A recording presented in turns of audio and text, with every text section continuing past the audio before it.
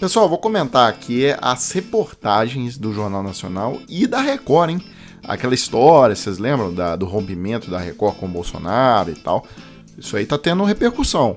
A Record fez uma reportagem muito dura também sobre a live mentirosa do Bolsonaro. Então vou colocar rapidinho só a introdução das duas reportagens e depois a gente volta. Depois de 3 anos falando em fraudes eleitorais, o presidente Jair Bolsonaro fracassou ontem ao fazer uma live que tinha o objetivo de demonstrar supostas falhas das urnas eletrônicas. Ao lado do ministro da Justiça, Anderson Torres, Bolsonaro teve que reconhecer que não tem provas de ocorrência de nenhuma fraude. Ele se limitou a apresentar teorias antigas e comprovadamente falsas que circulam na internet, já desmentidas pelo Tribunal Superior Eleitoral e por serviços de checagem da imprensa. Durante a live, Bolsonaro também fez elogios aos ministros do governo dele e críticas à oposição, à imprensa e ao Supremo Tribunal Federal. O presidente Jair Bolsonaro insistiu durante uma live bizarra que a urna eletrônica facilita fraudes nas eleições. Bolsonaro também criticou o presidente do Tribunal Superior Eleitoral, Luiz Roberto Barroso, que é contrário à proposta de um voto impresso. Pessoal, e aí voltando àquela história da Cinemateca, do incêndio, né?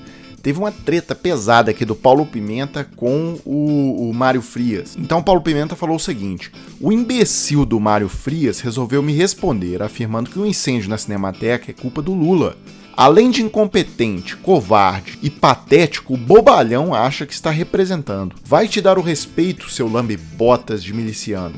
E aí, o Mário Frias, fazendo uma referência a uma acusação de estelionato que teve contra o Paulo Pimenta lá em 2009, na acusação, né, o sujeito falava que o apelido do Paulo Pimenta seria Montanha. Aí o Mário Frias respondeu assim: Montanha, eu prefiro representar do que aparecer em lista de propinas de empreiteira e ainda com apelido tosco. E aí, só fazendo justiça, o Tribunal Regional Federal da 4ª Região determinou o trancamento dessa investigação contra o Paulo Pimenta por falta de provas, assim.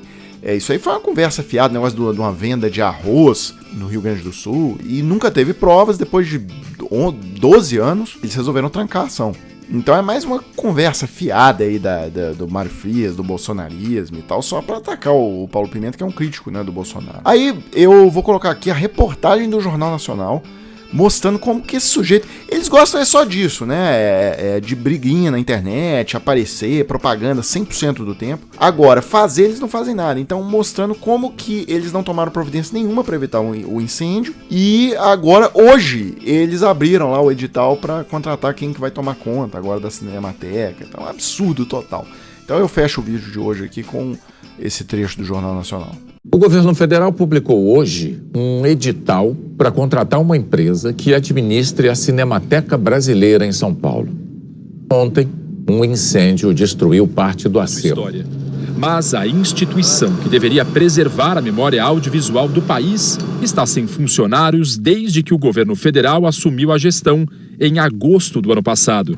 Na ocasião, o secretário adjunto da Cultura disse à antiga direção que contrataria uma nova organização para administrar o acervo.